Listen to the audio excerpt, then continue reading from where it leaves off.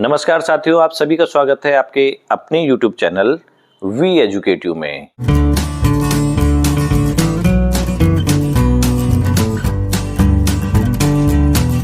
साथियों, आखिरकार केंद्र सरकार के द्वारा यूनिफाइड पेंशन स्कीम को लेकर गैजेट नोटिफिकेशन को जारी कर दिया गया है और इस नोटिफिकेशन में प्रत्येक बिंदु में ये स्पष्ट है कि यूनिफाइड पेंशन स्कीम को लेकर सरकार के द्वारा क्या क्या प्रोविजंस रखे गए हैं और क्या जो एनपीएस से कवर्ड शिक्षक और कर्मचारी साथी हैं उनको यूपीएस में स्विच करना उनके लिए लाभकारी साबित होगा या फिर ये एनपीएस से भी और बुरी स्कीम है। तो आज के वीडियो में हम ये पूरा डिस्कशन करने वाले हैं और साथ ही एनपीएस और यूपीएस की जो बीच का कंपैरिजन हम लोगों को करवाया जा रहा है ज़बरदस्ती, उसके बीच में हमें ओल्ड पेंशन स्कीम के रिस्टोर के मुद्दे को बिल्कुल भी नहीं भूलना है, क्योंकि हमारा मुख्य उद्देश्य ही ओल्ड पेंशन स्कीम को रिस्टोर करवाना है। हम ना एनपीएस के समर्थक है ना यूपीएस के समर्थक है, परंतु जो केंद्र सरकार के द्वारा यूनिफाइड पेंशन स्कीम को लेके नया नोटिफिकेशन जारी कर दिया गया है, उसका आज के वीडियो में हम बिंदुवार आपको समझाने का प्रयास करेंगे कि इसमें क्या क्या प्रोविजन रखे गए हैं। तो कृपया वीडियो को अंत तक अवश्य देखिएगा। वीडियो पसंद आए तो वीडियो को लाइक एवं शेयर अवश्य कीजिएगा तथा शिक्षा विभाग व देश भर के सरकारी विभागों से संबंधित हमारे इस महत्वपूर्ण चैनल को सब्सक्राइब करके अवश्य रखिएगा। तो चलिए वीडियो स्टार्ट करते हैं और यूनिफाइड पेंशन स्कीम का जो गैजेट नोटिफिकेशन केंद्र सरकार के द्वारा जारी कर दिया गया है उसके मुख्य बिंदुओं को समझने का प्रयास करते हैं आसान भाषा में। तो चलिए वीडियो स्टार्ट करते हैं।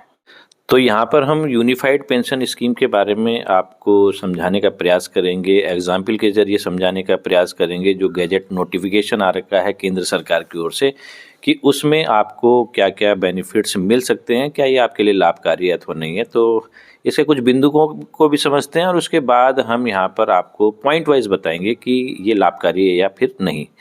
तो यहाँ पर देखेंगे आपकी न्यूनतम पेंशन पाने के लिए 10 वर्ष की सेवा अनिवार्य होनी चाहिए तथा जब अधिवर्षता आयु पूर्ण हो जाए 10 वर्ष की सेवा करने पे तो ही आपको पेंशन जो फिक्स पेंशन है 10,000 रुपये के रूप में मिलेगी और इसमें डीआर अलग से जोड़ा जाएगा। डीएनएस रिलीफ बोलते हैं जिसको। सेवा काल के समय इसको डीए बोला जाता है, डीएनएस अलाउंस, लेकिन जब पेंशन एज ए पेंशनर आप बनते हैं तो उसी डीए को डीआर के रूप में भी जाना जाता है, डीएनएस रिलीफ के रूप में। तो यहाँ पर ये मुख्य बात है।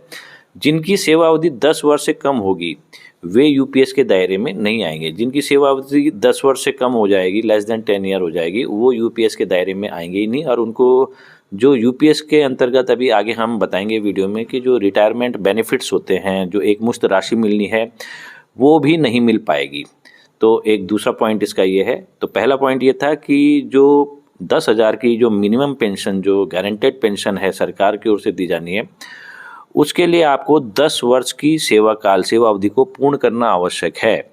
10 साल की सेवा, कई साथी ऐसे होते हैं जो लेट में सर्विस पे आते हैं और यदि उनकी 10 वर्ष की सेवा कंप्लीट हो गई और वो रिटायरमेंट हो जाते हैं तो उनके लिए ये 10,000 रुपये की पेंशन निश्चित रूप से दी जाएगी और उसमें डीआर का भी प्रावधान किया जाएगा। अब इसमें पॉइंट नंबर 3 देखते हैं कि ये कंडीशन भी लागू होती है कि सेवा से हटाने या बर्खास्तगी या कर्मचारी के इस्तीफे के मामले में, रेजिग्नेशन दे दिया कर्मचारी ने, सुनिश्चित भुगतान उपलब्ध नहीं होगा और ना ही एकीकृत पेंशन योजना का विकल्प लागू होगा। ना तो उनको जो ये एकीकृत पेंशन योजना का विकल्प भी उनके लिए लागू नहीं हो पाएगा और जो सुनिश्चित भुगतान की राशि है, चाहे वो पेंशन के रूप में हो यूपीएस के अंडर में या फिर अन्य मामलों में, वो भी इसको नहीं दिया जाएगा। वीआरएस का मामला ये महत्वपूर्ण पॉइंट है और इसमें अमेंडमेंट की भी ज़रूरत है। अभी देश भर के समस्त कर्मचारी हैं जो वो इसकी भी मांग करेंगे कि वीआरएस के मामले में न्यूनतम सेवा काल को 25 वर्ष रखा गया है। तो ये 25 वर्ष बहुत लंबी समय अवधि है, इसको घटा के 20 वर्ष होना चाहिए हमारे हिसाब से, एक कर्मचारी के हिसाब से। और साथ ही साथ इसका एक माइनस पॉइंट ये है कि यदि आपने 25 साल की सेवा अवधि पूरी कर ली और उसके बाद आपने वीआरएस ले लिया, स्वैच्छिक सेवानिवृत्ति ले ली, लेकिन आपको पेंशन वीआरएस लेने के तुरंत बाद से लागू नहीं की जाएगी। आपको पेंशन मिलेगी जब आपकी आयु अधिवर्षता आयु हो जाएगी, यानी कि 60 वर्ष हो जाएगी, उस समय ही आपको ये पेंशन मिलेगी। मान लिया कि कोई कर्मचारी 55वें साल में वीआरएस ले लेता है और उसका 25 साल पूरे हो जाते हैं अपनी सेवा को कंप्लीट करते हुए, तो उसको 5 साल वेट करना होगा पहले। जब वो 60 साल की उम्र का हो जाएगा तब उसको पेंशन का निर्धारण किया जाएगा। 5 साल उसको वेट करना होगा उस चीज़ का। तो ये सबसे बड़ा ड्रॉबैक है इस यूनिफाइड पेंशन स्कीम का, और इसीलिए ये थोड़ी हानिकारक भी लग रही है। और इसमें भी आगे भी हम इसके नेगेटिव पॉइंट्स बताएंगे धीरे धीरे, जैसे जैसे वीडियो आगे बढ़ेगा। आप कृपया वीडियो को ध्यानपूर्वक देखिएगा। और ये देखिए, इसमें पॉइंट नंबर 5 को एक और देख लेते हैं। यूपीएस के तहत यदि आपकी सेवा 25 वर्ष या उससे अधिक हो जाती है तो आपकी रिटायरमेंट डेट से ठीक 12 महीने के बेसिक का औसत निकालकर उसका 50% पेंशन के बेसिक के रूप में प्रदान किया जाएगा। इसमें डीआर को अलग से जोड़ा जाएगा। तो जब आपकी डेट ऑफ रिटायरमेंट की उम्र होगी उससे ठीक 12 महीने पहले के जितने भी बेसिक हैं उनका औसत निकाला जाता है। क्योंकि जुलाई में भी इंक्रीमेंट लगता है और जनवरी में भी इंक्रीमेंट लगता है, अलग अलग साथियों का जो वार्षिक इंक्रीमेंट लगता है। तो उसके आधार पे मान लिया कि 6 महीने पहले आपकी जो बेसिक है वो कुछ और होगा और 6 महीने बाद उसका बेसिक का कुछ बढ़ोतरी होगी। तो इसीलिए ये औसत निकाला गया है। यहाँ पर इसमें ये किया गया है कि जो 12 महीने हैं, 12 महीनों का बेसिक में हमें डिवाइड कर देना है 12 का, तो वो उसका औसत निकल जाएगा और उसका फिर 50% आप निकाल देंगे, तो वो पेंशन का बेसिक बनेगा आपका, और उसमें डीआर को अलग से जोड़ा जाएगा। अब इसके अगले पॉइंट में चलते हैं। अब इसमें एक पॉइंट और था कि यदि किसी कर्मचारी की जैसे अधिवर्षता आयु पूर्ण कर ली उसने और उसको पेंशन भी लागू हो गई यूपीएस के तहत और उसकी डेथ हो जाती है, तो जो उसके नॉमिनी होंगे, जो कानूनी रूप से नॉमिनी है, पत्नी हो गई या फिर पति हो गए, तो उनको जो उनका बेसिक चल रहा होगा पेंशन का उसका 60% बेसिक बन जाएगा उनकी पेंशन का, और डीआर अलग से जोड़ के उनको पेंशन के रूप में दिया जाता रहेगा। एक इसमें पॉइंट ये भी है। अब इसमें हम देख लेते हैं कि सेवानिवृत्ति के समय रिटायरमेंट बेनिफिट के रूप में एक मुश्त रकम, कुछ रकम आपको एक मुश्त भी मिलेगी, जो कि जानना आपको बहुत ही ज़रूरी है कि वो किस प्रकार से निकाली जाती है। तो उसको निकालने का तरीका ये है कि जब आपकी रिटायरमेंट की एज के समय जो अंतिम बेसिक होगा और डीए चल रहा होगा उस समय, उसको हम जोड़ देंगे और उसका 10% निकालेंगे। 10% का मतलब 1/10 से उसको आप मल्टीप्लाई कर सकते हैं, और इसके साथ ही साथ इसमें मल्टीप्लाई हो जाएगी total half of the service period. माना आपकी सर्विस पीरियड जितनी है उसमें छमाइयों की संख्या टोटल हाफ्स निकाल देंगे। मान लिया कि आपकी जैसे 20 साल की सेवा है, तो 20 साल की सेवा में आपके पास एक साल में 2 छमाइयाँ होती हैं, 2 हाफ्स होते हैं, तो 20 साल में आपके 40 हाफ्स बन जाएंगे। तो यहाँ पर हम एग्जाम्पल के जरिए समझने का प्रयास करते हैं कि ये जो एक मुश्त रकम है वो आपको कितनी मिल पाएगी। तो यहाँ पर हम देख लेते हैं, माना टोटल सर्विस पीरियड किसी कर्मचारी का 30 साल का है और total halves of the service period इसका कितना हो जाएगा कि एक साल में 2 हाफ्स होते हैं, 2 छमाई होती हैं, तो 30 साल में यहाँ पर 60 छमाइयाँ हो गई हैं। ये हमने लिख दिया है 60 छमाइयाँ। रिटायरमेंट एज में उनकी जो बेसिक थी वो यहाँ पर 90,000 थी, और जो डीए चल रहा था मान लिया वो 20% चल रहा था, तो 20% डीए के हिसाब से इनका जो डीए की राशि बनी वो 18,000 रुपये बनी। 90,000 का 20% 18,000 रुपया। तो जो इनको एक मुश्त राशि मिलेगी वो किस प्रकार से मिलेगी, हमने यहाँ बेसिक प्लस डीए कर देना है, इनको जोड़ना है और उसका 10% हमें निकालना है, और जो भी राशि निकल के आएगी उसमें टोटल हाफ्स की मल्टीप्लाई हमें कर देनी है। यहाँ पर आप देख सकते हैं क्योंकि बेसिक यहाँ पर 90,000 था तो हमने 90,000 यहाँ लिखा, डीए 18,000 था तो हमने यहाँ 18,000 लिखा, और इसका 1/10 पार्ट निकाल दिया हमने, और उसको हमने टोटल हाफ्स, अगर आपकी सर्विस पीरियड ज़्यादा है तो यहाँ पर हाफ्स की संख्या भी ज़्यादा आएगी और उस हिसाब से आपकी एक मुश्त राशि भी बढ़ती जाएगी। अब यहाँ पर देख लीजिए, आपकी ये जो 90,000 और ये 18,000 रुपये है, तो ये 1,08,000 रुपये हो गया। इसका 10% हमने निकाला और इसमें 60 की मल्टीप्लाई, टोटल हाफ्स की मल्टीप्लाई कर दी।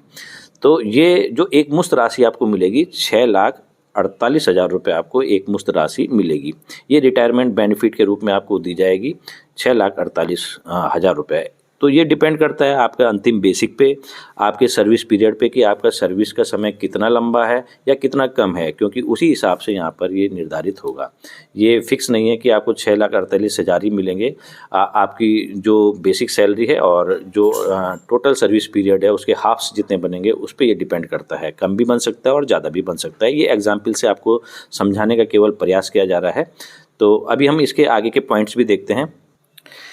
अब इसमें जो सबसे बड़ा सवाल है कि जो हमारा कंट्रीब्यूशन होता है गवर्नमेंट का, या फिर हमारा कंट्रीब्यूशन क्या वो राशि भी हमें मिलेगी या उसका कुछ अंश हमें मिलेगा, तो इसका निर्धारण हम किस प्रकार से करेंगे, क्या क्या इसमें टर्म्स एंड कंडीशंस होंगी और पेंशन का निर्धारण कैसे होगा। अभी हमने एक मुश्त राशि का निर्धारण करना आपको बताया कि जो आपको रिटायरमेंट बेनिफिट के रूप में एक मुश्त राशि दी जाती है वो किस प्रकार से दी जाती है, और अब हम पेंशन का निर्धारण करना भी आपको बताएंगे कि अलग अलग कंडीशंस में पेंशन का निर्धारण किस प्रकार से किया जाएगा। लेकिन उससे पहले हम ये जान लेते हैं कि जो एनपीएस के मामले में जब आपका जितना भी अंशदान होता था लास्ट के समय जो भी बनता था गवर्नमेंट और आपका अंशदान, उसका 60% आपको दे दिया जाता था और जो अंतिम 40% है उसमें विभिन्न प्लान्स में लगा के उसको आप पेंशन के रूप में प्राप्त करते थे।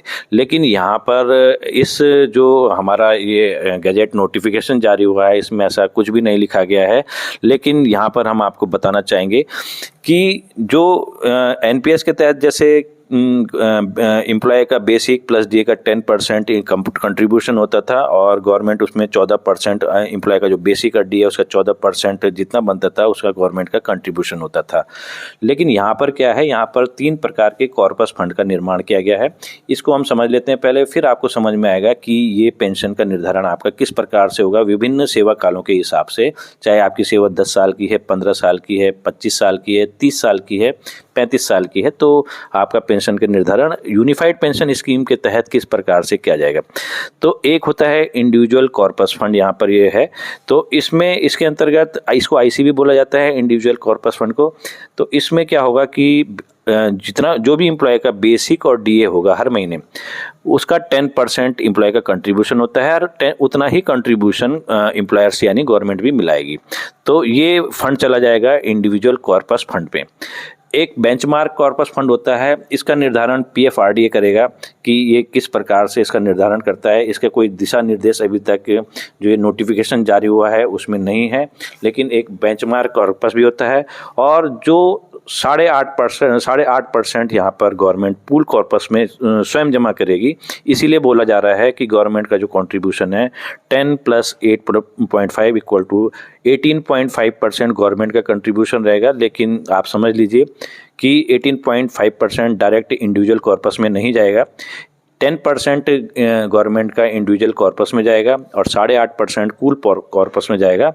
और बेंचमार्क कॉर्पस का निर्धारण पीएफआरडीए करेगा कि वो किस प्रकार से निर्धारित किया जाता है। अब बेंचमार्क कॉर्पस का एक सरल भाषा में आप समझ लीजिए कि आपको एक गोल पे के अकॉर्डिंग राशि जमा करनी है। ये उद्देश्य है कि मतलब आपको इतनी लिमिट बता दी जाएगी कि आपका corpus fund individual corpus fund यदि इसके इक्वल हो जाता है तो ही आप जो पेंशन के हकदार होंगे। 50% जो बेसिक का 50% अंतिम 12 महीनों के एवरेज के बेसिक का 50% जो यूपीएस में बताया गया है उसके हकदार होंगे।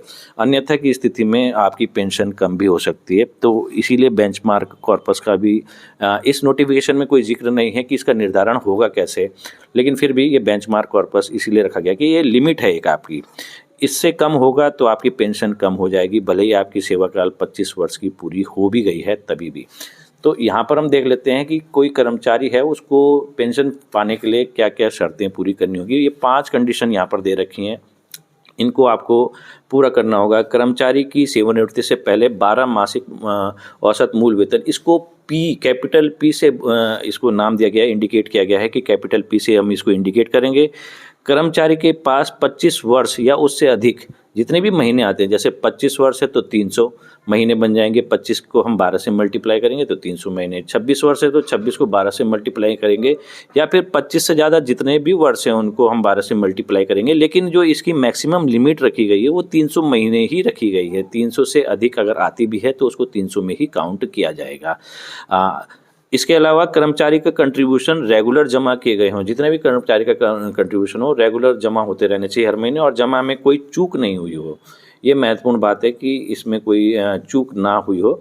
और कर्मचारियों ने इन्वेस्टमेंट का डिफ़ॉल्ट पैटर्न चुना है, जैसा कि एनपीएस में आप जानते हैं कि 33% एसबीआई में या फिर एलआईसी में, इनमें कंट्रीब्यूशन रहता है, यूटीआई में इस टाइप से। तो वो डिफ़ॉल्ट होना चाहिए। यदि आपने व्यक्तिगत रूप से इसको चुना है तो वहाँ पर आपको थोड़ी परेशानी का सामना करना पड़ सकता है।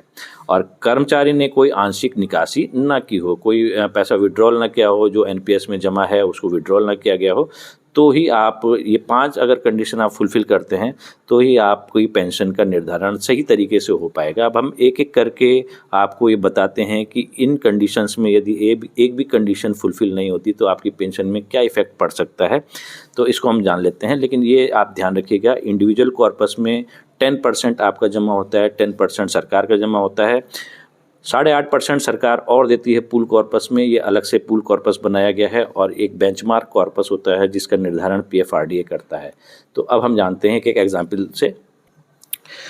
तो यहाँ पर हमने बनाया है service in between 10 to 25 years और मोर देन 25 ईयर्स। यदि किसी की सर्विस 10 साल से 25 साल के बीच में है या फिर 25 साल से अधिक भी सर्विस पीरियड है, तो उनकी पेंशन का कैलकुलेशन हम कैसे करेंगे, किस प्रकार से निर्धारण करेंगे। और इससे पहले जो हमने 5 कंडीशन अगर आपको बताई है, जो उनमें से एक भी कंडीशन फुलफिल नहीं हो पा रही है, तो तब आपकी पेंशन का निर्धारण कैसे होगा। तो एग्जाम्पल के जरिए समझते हैं। काल्पनिक एग्जाम्पल है, काल्पनिक मूल वेतन होगा, तो इसको आप ध्यान रखिएगा। यहाँ पर हम देख लेते हैं कि जो हमने अभी इससे पूर्व भी आपको बताया है कि जो पी को हम इंडिकेट करेंगे, जो सेवानिवृत्ति के समय, जो सुपर एन्युएशन के समय, जो अंतिम 12 महीनों का जो औसत होगा, एवरेज बेसिक कहलाएगा, उसको पीक्स के हम इंडिकेट करते हैं। तो मान लिया कि किसी का जो अंतिम बेसिक पे है वो 90,000 रुपये आता है, औसत जो निकला है वो 90,000 रुपये है, और इनका जो सर्विस पीरियड है वो 25 साल का है, मतलब इन्होंने 25 साल की सेवा पूरी कर दी है। तो इनका जो वो बनेगा, महीनों की संख्या बनेगी 25 × 12, 300 मंथ्स यहाँ पर बन जाएंगे, जिसको हम क्यू से भी इंडिकेट करते हैं फॉर्मूले के अकॉर्डिंग। तो ये फॉर्मूला है, आप देख सकते हैं, पेंशन कैलकुलेशन का formula P/2 × Q/300 into individual corpus upon benchmark corpus. जो अभी हमने पिछले पेज में जिक्र किया कि इंडिविजुअल कॉर्पस क्या होता है, उसकी राशि क्या होती है, और बेंचमार्क कॉर्पस की राशि क्या होगी। तो यहाँ पर 90,000 रुपये इनका पी है, यानी कि अंतिम 12 महीनों का जो औसत है बेसिक का वो 90,000 रुपया है। इंडिविजुअल कॉर्पस यहाँ पर 40 लाख रुपए है, और जो बेंचमार्क कॉर्पस है, जो हमें गेन करना था, जिसकी लिमिट हमें बराबर करनी थी, वो 40,000 रुपये है, जो पीएफआरडी के द्वारा निर्धारित की गई है कि आपको 40 लाख रुपए, तो आपको 40,000 हमने गलती से बोल दिया है, 40 लाख रुपए आपको इसमें आपको इंडिविजुअल कॉर्पस में होने ही चाहिए। तो ये 40 लाख रुपए यहाँ पर इंडिविजुअल कॉर्पस में भी हो रखे हैं, और बेंचमार्क कॉर्पस जो पीएफआरडी ने निर्धारित कर रखा है वो 40 लाख रुपए ही है। तो यहाँ पर इनकी पेंशन का निर्धारण हो जाएगा 90,000 P/2 Q/300, Q भी यहाँ पर 300 निकला है, 300/300 इंटू 40 लाख अपॉन 40 लाख। तो ये इनकी जो पेंशन बनेगी उस कंडीशन में 45,000 रुपये पेंशन बनेगी, जो पेंशन का बेसिक बनेगा, और इसमें डीआर अलग से इंक्लूड होगा। तो ये आपको एक एग्जाम्पल के जरिए हमने समझाने का प्रयास किया है। अब हम एक और एग्जाम्पल के जरिए आपको समझाने का प्रयास करते हैं कि अगर किसी साथी की उम्र जो सर्विस पीरियड है वो 25 साल से कम है, मान लें कि 14 साल किसी साथी की सर्विस पीरियड है यहाँ पर, और इनका जो अंतिम 12 महीनों का औसत निकला बेसिक का वो 60,000 रुपये निकलता है, जिसको हमने पी से इंडिकेट किया। तो 14 साल को हमने 12 से मल्टीप्लाई कर दिया, तो ये महीनों की संख्या निकली 168, जिसको हम क्यू से इंडिकेट करते हैं। तो इंडिविजुअल कॉर्पस माना इनका 22 लाख रुपए था, और सरकार ने जो पीएफआरडी ने निर्धारित कर रखा है कि आपको इस लिमिट तक पहुंचना ही पहुंचना था आपके इंडिविजुअल कॉर्पस को, वो भी 22 लाख रुपया है।